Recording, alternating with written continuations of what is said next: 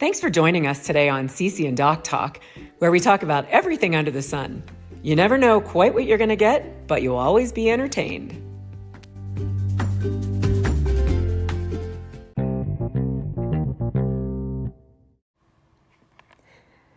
Hey there, and welcome to CCnDoc Talk. It is the start of season 2 of our podcast. Yay!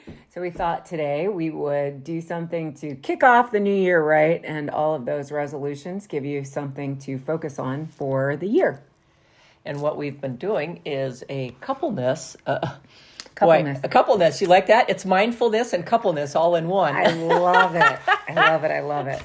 We've been doing a little mindfulness journey, and we've been doing a course through Insight Timer for couples. And we did one on like the Mindfulness Triangle. But as always, Cindy and I have to make it our own. And so we actually came up with a circle and came up with different names and different elements to call it and steps to walk through as your journey. And so we're going to share that with you, and then some examples. We haven't pre-rehearsed this, but we're going to just give some examples of what that looks like or sounds like or feels like in action. As always, uncensored and unscripted. And we didn't re-engineer it because we didn't think that all those years of research that people put into the Mindfulness Triangle was wrong. We simply made it our own so that it could apply to us and our personal mindfulness journey, which we're encouraging everybody else to do too. Well, I'm going to give an example, right? There's many mindfulness triangles out there. And if you think of a triangle, the top, and then down to the right, and then over to the left, you can have focus at the top, get distracted to the right, and notice. So that's a triangle. And there's other versions on that. There's awareness at the top, and then attention, and then acceptance. So that's another version of it. And then another version of it is have thoughts at the top, then emotions, and then at the lower right, and then sensations. So there's variety of mindfulness triangles out there. But Cindy and I, of course, had to create our own CCnDoc Mindfulness Circle.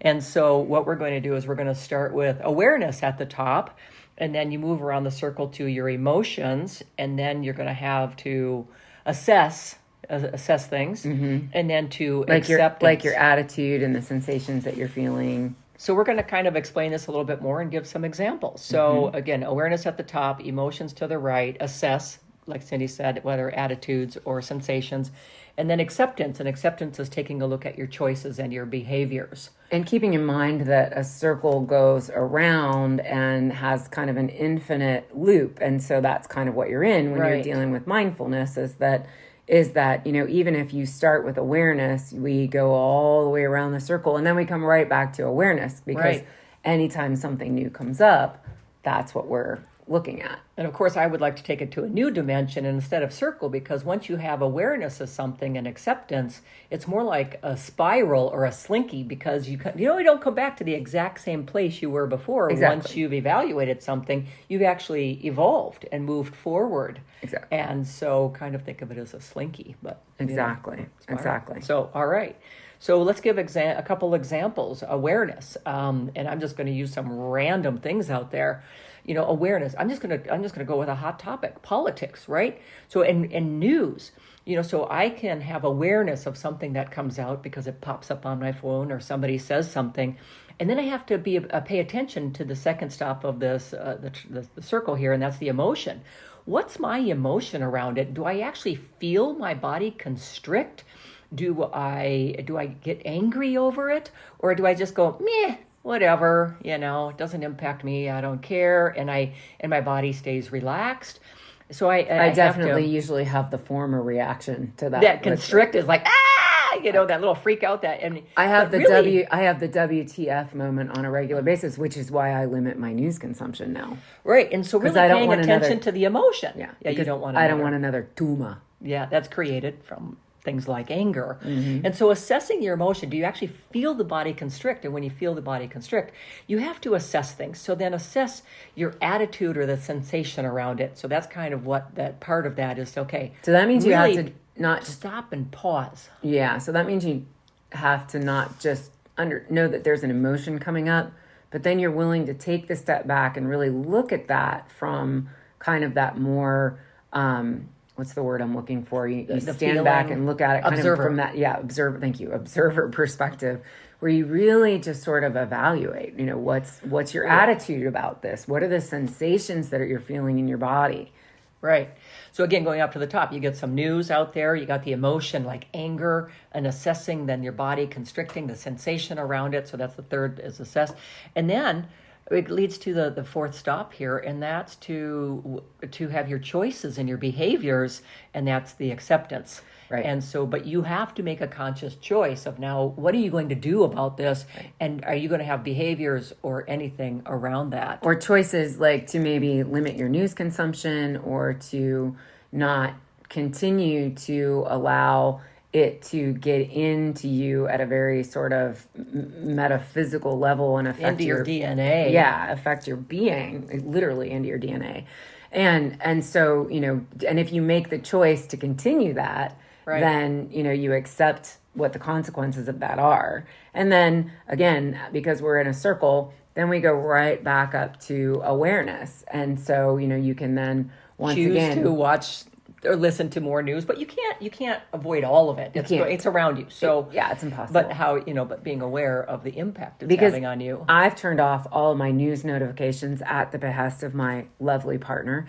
And yet I still can't avoid the news that comes through on Instagram or Facebook and social media, even though I'm no longer paying attention to news apps. But I did turn your news apps off last year because you needed to focus on your healing, and getting those news pop-ups was not conducive to it wasn't, and relax and it's super helpful focus on your healing. So and you didn't turn them back on. So I'm super impressed with that. But every once in a while I can still get sucked into the rabbit hole. So then again, making that conscious choice to kind of lessen that exposure. But then I have to go back to the awareness piece of recognizing, okay, now what does that lessened exposure do for me? How does it feel? So we go right back into the circle again, awareness, emotions, assessing the attitude and the sensations around less exposure, and then moving back into, do I need to make any different choices or behaviors? Am I happy with where I'm at? And that acceptance piece of it. Yep. All right. Yeah. So let's come up with another example. This one. Well, and I'll be the first person to throw one out there. So, stress and anxiety, they don't always go hand in hand, but I think most people can either relate to stress or they can relate to anxiety, and some people can relate to both. So, I might be aware that a certain scenario or situation is causing me stress and maybe raising my level of anxiety. So a child screaming in Walmart at the complete opposite side that of the store. So that's the awareness. You hear a scream, or you say. So I want to get an example that goes with your anxiety and that. Okay, so a child screaming unnecessarily, in your opinion, or whatever, but. Right. That's the awareness. Some people may not completely relate to that, but I am that HSP empath, highly sensitive person, and empathic. So when I hear a child scream at the other end of Walmart, like bloody murder, I immediately go to, oh my God, what's happening there? What are the emotions behind that? So anxiety, something brings up my level of anxiety. I then take a step back and I go, okay, what's triggering this? What are the emotions, the underlying emotions that are triggering this? And in this case, it might be that I'm, worried that something's happening to that child, or that child is, frustrated, or, you could even take it to the extreme level of, has abusive parents, or, you could just go crazy with these things, right? It's funny how the monkey mind works. And then I take a step back and I assess what's really happening. And I'm assessing my response to it. I'm not going to run across Walmart and superhero solve the problem. I simply have to change my perspective on it. So I have to assess my attitude. I have to assess the sensations that it's causing in my body, which is usually like a big old cringe. And then I have to accept that that's happening, and then I can make some choices. I can leave Walmart and go to a different store. I can go to a different space in the store. I can put on my headphones and just tune it out. So again, assessing or accepting choices, changing behaviors, and then moving back into that awareness of, okay, now how do I feel knowing that I've done a few things to take charge of the situation and to really be able to resolve my own, stress and anxiety. And that's again, not an example that everybody can relate to, but you could really use this with anything. Yeah. Oh, well, okay. I'll just come up with an anything topic. Yeah. Like running errands. sometimes it's like, all right, today we need to go out and run errands. Right. And so then when you're out there, it's like, hey, we get to go shopping and so or whatever. But all of a sudden you're in a store that seems frenzied or more crowded than you want. And so to notice that you're having the emotions that are going with that. And then again, which leads to the assess the sensation. I think, there's a lot of connectivity between the emotion and then paying attention to that assessing the sensation that's with it. Yeah. So the emotion, it could be, hey, this is great. You and I actually tripped across a store that we had a good time at on our trip here. So awareness that, hey, we get to go shopping. And the emotion was, this is fun. Because we haven't done that in a long haven't, time. and it was one of those where they sell all of the stuff out of the lost baggage.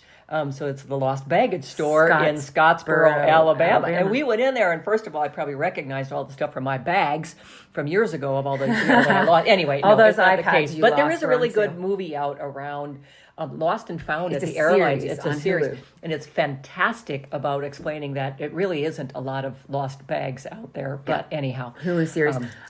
Just but our attitude when Yeah. you're shopping Super and the positive. sensation, it can be like, hey, this is really cool, we're having fun, or like, oh my gosh, this is frenzied. We were at a Walmart in the Venice Beach area, and it seemed like everybody was going in such a, it looked like atoms bouncing off another in a hot environment, and it felt frenzied. And it's like, so our choice and the behavior behind that, which leads to the acceptance, Was is hurry up and get your we shit need to and get get out of there. here.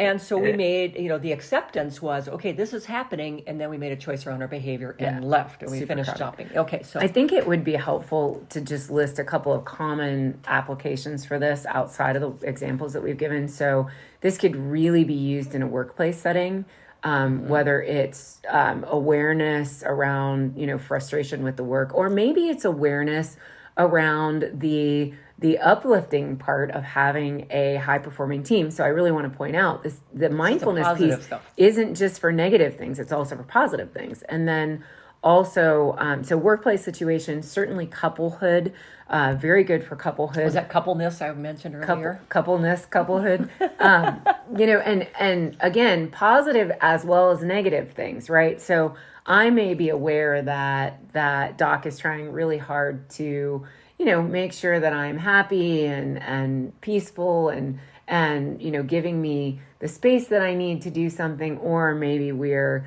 spending time drawing together and having that quality time. And or you brought up the And what's scenario, the sensation that goes with that and the choice to right? continue to do So these. continuing to go through the But I awareness, had emotions, assessing, and acceptance. But I had an example of, when we were doing a lot of family times over the holidays, I was going off and playing with the puzzles that were on the table. I love the jigsaw puzzles. But my awareness was I was taking away from just those little quiet time that you and I would spend making sure that we're balanced and on the same page, or on the same page for the day of what's happening. And so I was kind of ignoring the couple piece of this because I'm doing the puzzles, I'm sucked in there. But then I realized that, my attitude, I got sucked into the puzzle so much that my choice was, do I continue to stay sucked into the puzzle, or do I break away and say, no, you and I need that quiet 5 minutes each day or 10 minutes either at the beginning or the end of the day to get on the same page of, what's happening, what's going on, and that way it's not all a surprise and doesn't create more anxiety than is necessary. Well, and then you can make a choice, do you stay and work on the puzzle for that extra 5 or 10 or 10 minutes or 3 hours, or do you step away, or can you find that 5 minutes in another space during the day? And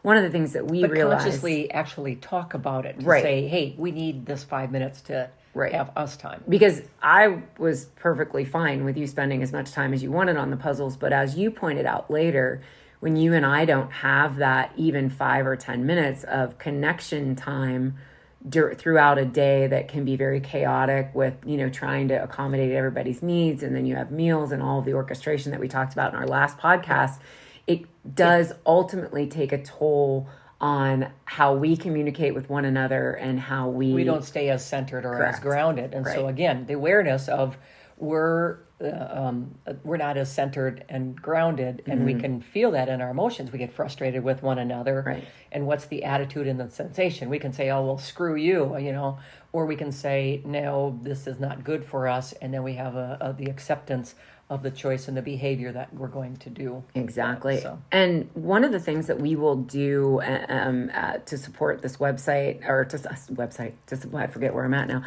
to support this podcast is we'll create a visual of this for you, and we will put it out on our cloud, and you can access that through our website. You'll notice that our website goes to a link tree and it gives you some freebies. And so this will be on our freebies list, and you'll be able to access this. So you actually get the visual of what this circle looks like, and then you can apply it and use it in your own situations. That sounds lovely. Absolutely. I appreciate that. So one of the things that I would like to personally do after spending all of last year battling cancer and really working toward being healthy is to wish everybody a healthy, happy, blessed new year of abundance, and certainly many, many more years of health and abundance. And Speaking of abundance, today's the abundance, to write your abundance check. It's the Lunar New Year. So, yes, so the 20th at 3:55 p.m. Eastern Time. By the time we post this, it'll be past this date. Sorry. It might be, but you can go back and check on our social media, because we will do a post about every year at the new moon, at the first new moon of the year, we write a check of abundance to ourselves. And our social media post will explain that in a little further detail. Some people do it monthly. We only do it once a year. Right, yeah, so you can. And so we haven't missed the opportunities. So right, and lots of people that we know we've recruited into doing this practice. It's just, again, it's another way of being mindful. It's setting your intention. Yeah. Putting the attention out to the universe. So, exactly. All right. Do you have wishes for the new year for our listeners? I'm learning my intention is to just really be more in the moment. So this mindfulness of, even with mindfulness of how I'm eating and mindfulness of how I'm spending my time, and trying to get more back into the artist within me, whether that's playing the guitar or music or dance or whatever. So just being more mindful of how I'm using my time this year. That was a big revelation for you. And I think it's great advice for everybody, just to be more mindful about how you want to show up this year. I think that, for me, is better than having a New Year's resolution, just thinking about how you want to show up this year. So do you have one in return? I am continuing my quest for continuing to meditate, to continue to be centered, to continue to find that inner peace on a daily basis, and also to really grow as a human being, continue to try to be a better person, and also to really seek to figure out what gift the cancer experience gave to me, and what I am meant to share with others as a result of that experience. And so that's my continued journey. I would love to thank all of you for joining us for season 2. We will have a lot of fun topics this year. It's hard to believe we've been doing this for almost a year already. Wow, that's pretty cool. Yeah. All right. Have a beautiful, beautiful day. Thank you, and Happy New Year, everyone.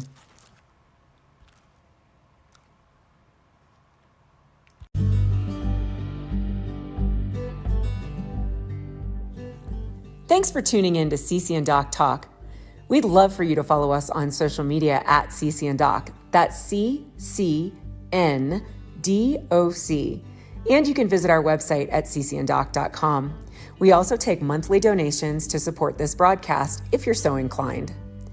We'd love to hear your comments, suggestions, and questions, and we'll do our best to respond. Thanks, and have a fantabulous day.